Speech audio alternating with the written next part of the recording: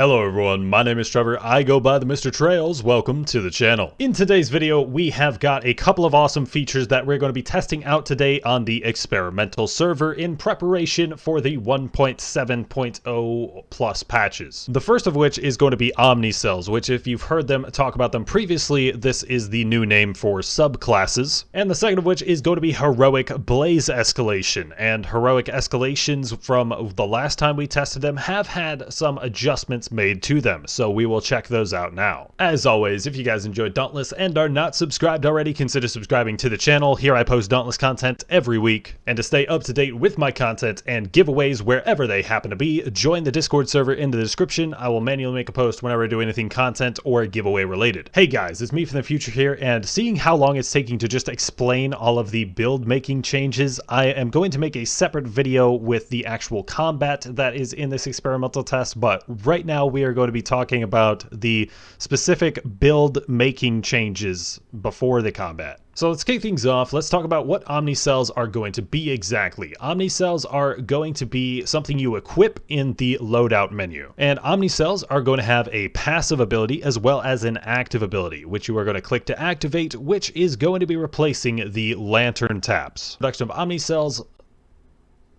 Okay, my Dauntless crashed. So as I was saying, with the introduction of Omni Cells, Lanterns are losing their tap abilities, but they are being reworked as a whole, so we might be able to check out a good bit of that today. So Omni Cells are basically going to be your build play style, and we are getting 4 that we are getting introduced to right now. Maybe they'll add more in the future, but for the moment, we have 4 of them. We have Bastion, we have Discipline, we have Iceborne, and we have Wind Fury. All right, so the Bastion Omni Cell, with its passive ability, it's going to increase all shields you receive by 15% and reduce your max HP by 25%, but that health is going to be replaced by shields that will fill up every 10 seconds and stacking 2 times. And the instant ability of the Bastion Omni Cell, which is basically, again, going to be Lantern taps, is you will leap forward and do a slam, consuming all of the shields as a blast of energy, and you'll deal damage and stagger damage to all nearby enemies equal to the strength of the shield consumed. I haven't gotten quite into the actual play testing of this just yet, but I believe an unwritten rule of this Omni Cell, at least at the moment, is that you are capped at the number of shields that you can have at about 1,000. Either that or that's just going to be a rule of the Skarn weapons in general once this launches. And then we have the Discipline Omni Cell, which you could probably guess what it's going to do. It's going to limit your health to 50% of max HP, but you are also going to reduce your healing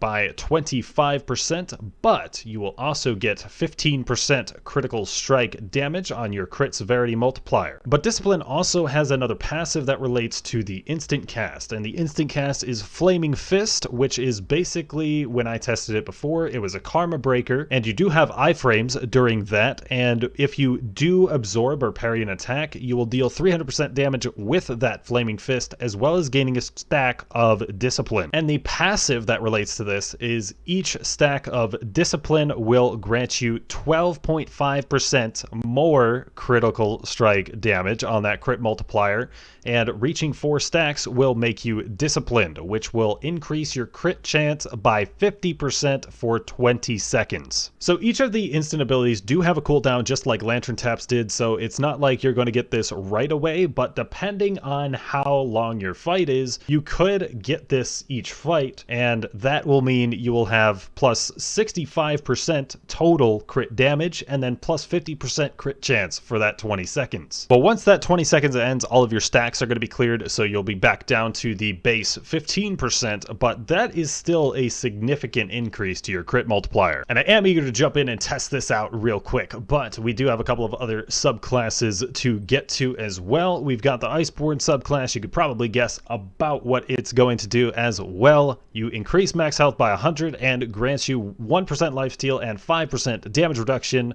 for every 125 health missing, and taking damage reduces the cooldown of the ability. And the instant ability is going to be throwing an ice projectile, which if you throw it at full health will deal double damage. And at least in the previous testing that I did for this, there's going to be an area of effect splash that will grant you ice armor for 8 seconds and provide you 10% lifesteal and will make you invincible. So for those of you Chainblade mains out there that might be struggling to adapt to the new iframes, this looks pretty good, doesn't it? And our last Omni Cell that we have to look at here is Wind Fury, and that is going to give you 5% damage for every mobility perk on the passive, and every time you dodge through an attack, you gain a stack of Wind Fury, which will increase your attack speed by 5% for 60 seconds, and this effect stacks up to 5 times. So with the instant ability, you can use one of your stacks of Wind Fury attack speed to dash in front of you and deal an area of effect damage, kind of like Koshai Lantern that we are used to, and this will actually refresh the cooldown timer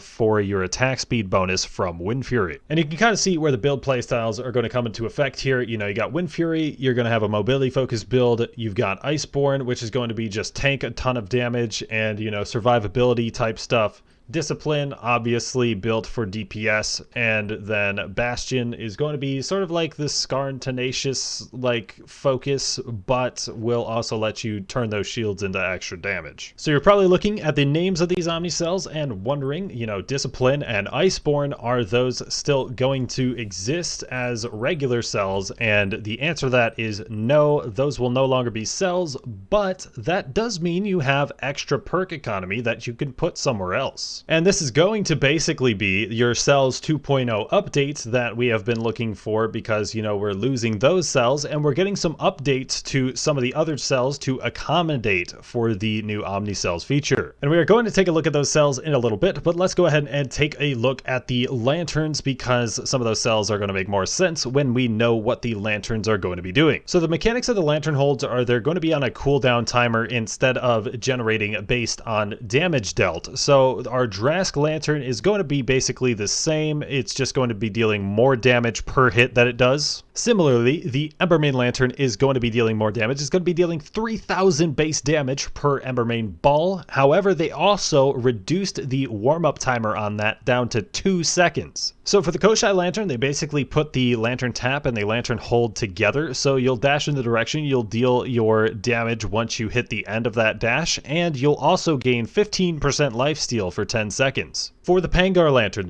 Lantern is also going to deal 3,000 base damage, and it's going to deal that in an area of effect over 10 seconds, but the area of effect of the Lantern, at least from what I tested before, is going to be larger than it used to be. For the Strike Lantern, it's basically going to just increase the movement speed and attack speed that it adds to everybody. And for the Skarn Lantern, it's going to deal that same base damage that the Koshai Lantern does, but it also gets its Lantern Tap ability added onto the Hold ability, and it generates 50 hit point shields per second that will expire after 10 seconds. And it looks like they haven't done any updates to the Broadside Lantern just yet, at least looking at this, but I don't have it in my inventory, so I can't equip it right now to confirm that or not. Future me here, I was actually able to get in touch with one of the developers and get the description for the Broadside Lantern, so it's going to be drop a bomb from above that explodes after 1 second, deals 2750 damage, and can interrupt behemoths. But yeah, you can basically see that the main changes to lanterns here are the tap ability is gone, and the hold ability does more damage, or gives you more attack speed and movement speed in the case of the Strike Lantern, to compensate for them only activating every 30 seconds or so. Now that we have talked about the lantern changes, let's go ahead and jump into some of the cells that are going to be receiving some changes. So obviously, first off, Discipline and Iceborne are no longer going to be cells, as we already mentioned,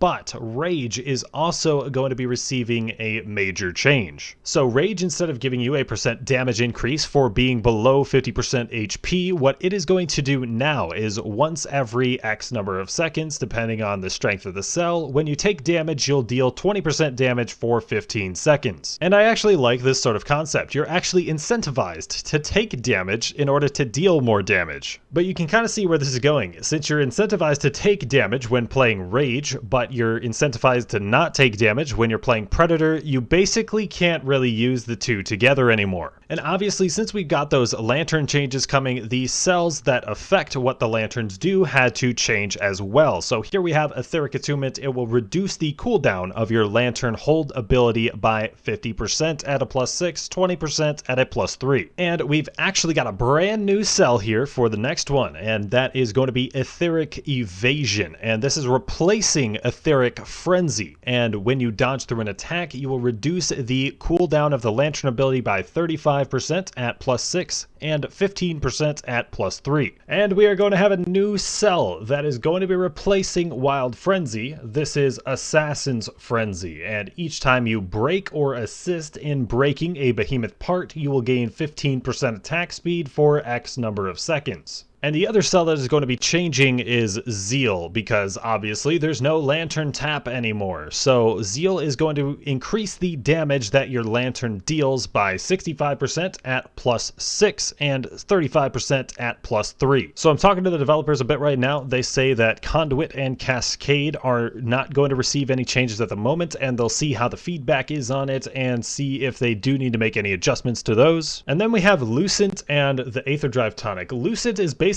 going to be an extra way to put extra Etheric Attunement on your build at this rate, and then the Aether Drive Tonic is going to reduce the cooldown by, it looks like, 25% base, so then you have Catalyst that will affect that as well. And the Valamir weapons are actually receiving a pretty significant boost, and they're going to be pretty good in Iceborne builds, and they're going to deal 550 radiant damage every charge now, and the charge rate is going to increase the higher your health is, and that's normal health, not including shield. Alright, so that's going to do it for most of the major build making changes. However, it does raise some questions. You know, are we going to be building for primarily damage anymore, or are we going to be building around our lanterns? Because those are going to deal a hefty sum of damage. But as I mentioned earlier in the video, there are just going to be so many changes to build making itself here that I am not going to be able to include any of the combat in this video, so we are going to get into that either tomorrow or Sunday. But in the event that I missed any other build making changes, I will pin a comment down below and reference it in the next video on whatever we do in the experimental test as far as the combat goes. But as far as my thoughts go on the building changes here, it's safe to say that Dauntless building will never be the same again, and I can't wait to actually jump into the combat of these new changes because it looks to be like a very fun time. But thank you guys for watching. Leave a like on the video and let me know what you guys think in the comments. This is going to change Dauntless building majorly for the future, and I'm curious to see what you guys have to say about it. And once again, if you guys enjoy Dauntless and are not subscribed already, consider subscribing to the channel. Here I post Dauntless content every week. And head over to the twitch.tv/TheMrTrails. You can get your hands on my very own Dauntless in-game flair over there, as well as I believe I'm going to go ahead and play test some of this live over there tomorrow, so be sure to tune in for that. But thank you guys once again. I have been Trevor. I go by TheMrTrails, and I will catch you guys next time.